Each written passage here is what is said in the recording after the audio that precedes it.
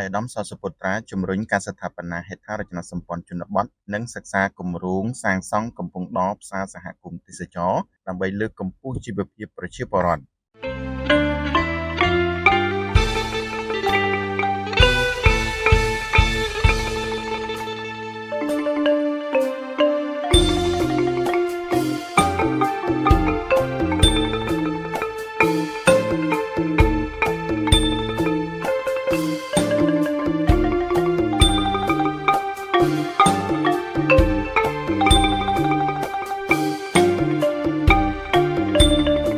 ខេត្តស្ទឹងត្រែងដើម្បីឆ្លុះបញ្ចាំងពីការយកចិត្តទុកដាក់ខ្ពស់របស់រាជរដ្ឋាភិបាលកម្ពុជានីតិកាលទី7ក្រោមការដឹកនាំប្រកបដោយគតិបណ្ឌិតរបស់សម្ដេចមហាបវរធិបតីហ៊ុនម៉ាណែតនាយករដ្ឋមន្ត្រីនៃព្រះរាជាណាចក្រកម្ពុជាក្នុងការជំរុញការអភិវឌ្ឍនៅតាមបណ្ដាខេត្តជាប់ព្រំដែននិងតំបន់ដាច់ស្រយាលឲ្យមានឱកាសរីកចម្រើនជាលំដាប់នោះនាថ្ងៃទី4ខែមិថុនាឆ្នាំ2026ឯកឧត្តមសសុពុត្រាអភិបាលនៃគណៈអភិបាលខេត្តស្ទឹងត្រែងដឹកនាំដោយក្រុមការងារបច្ចេកទេស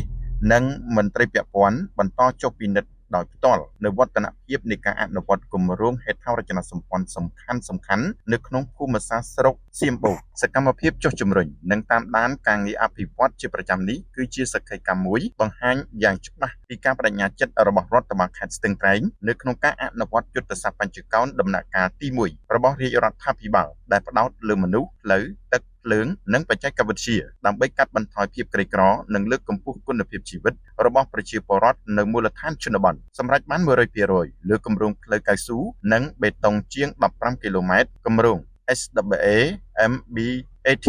នៅក្នុងបេសកកម្មចុះពិនិត្យនោះឯកឧត្តមអភិបាលខេត្តបានវាយតម្លៃខ្ពស់ចំពោះលទ្ធផលនៃគម្រោងគ្រប់គ្រងនិរន្តរភាពហេដ្ឋារចនាសម្ព័ន្ធជនបទដើម្បីទីផ្សារកសិករនិងពាណិជ្ជនីយកម្មកសិកម្មដែលមកទល់នឹងពេលនេះស្ថាបនាផ្លូវកៅស៊ូ2ជាន់ DBST និងផ្លូវបេតុងដែលមានប្រវែងសរុប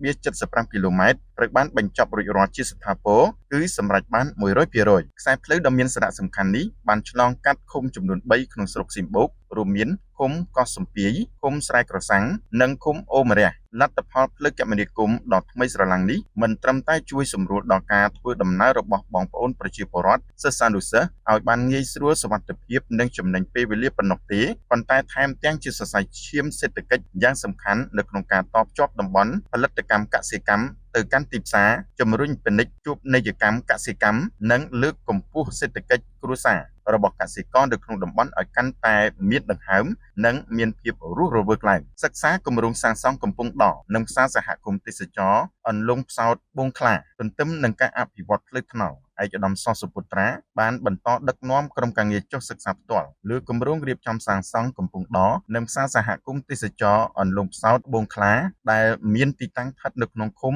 អូមរះស្រុកសៀមបូកគម្រោងដូចផ្ដើមថ្មីនេះបានធ្វើឡើងក្នុងគោលបំណងយុទ្ធសាស្ត្រធំរួមមានការលើកកម្ពស់ជីវភាពរស់នៅបង្កើតឱកាសការងារនិងប្រភពចំណូលបន្ថែមជូនដល់បងប្អូនប្រជាពលរដ្ឋមូលដ្ឋានពិសេសសហគមន៍នេសាទនិងក្រុមឆ្មាំទន្លេដែលបានលះបង់កម្លាំងកាយចិត្តក្នុងការការពារធនធានជលផលនិងសត្វផ្សោតទន្លេមេគង្គជំរុញវិស័យទេសចរបៃតងរៀបចំឲ្យមានហេដ្ឋារចនាសម្ព័ន្ធទ្រទ្រង់វិស័យទេសចរឲ្យបានសមរម្យនិងទាក់ទាញភ្ញៀវទេសចរជាតិនិងអន្តរជាតិមកកម្សាន្តនិងទស្សនាសត្វផ្សោតមេគង្គដែលជាទ្រព្យសម្បត្តិធម្មជាតិដ៏កម្រការបង្កើតទីផ្សារសហគមន៍បង្កើតកន្លែងដោះដូរនិងលក់ដូរផលិតផលមូលដ្ឋានត្រីសាច់បន្លែបង្កងធម្មជាតិដែលជាការជំរុញចរន្តសេដ្ឋកិច្ចផ្ទាល់នៅក្នុងសហគមន៍តាមរយៈសមិទ្ធផលដែលសម្រេចបាននិងគម្រោងអភិវឌ្ឍជាបន្តបន្ទាប់ទាំងនេះបានស្ដែងឲ្យឃើញយ៉ាងច្បាស់ថាក្រោមម្លប់នៃសុខសន្តិភាពនិងការដឹកនាំដ៏ឆ្លៀសវៃរបស់សម្ដេចធិបតីហ៊ុនម៉ាណែតខេត្តស្ទឹងត្រែងកំពុងតែបោះជំហានទៅមុខយ៉ាងរឹងមាំ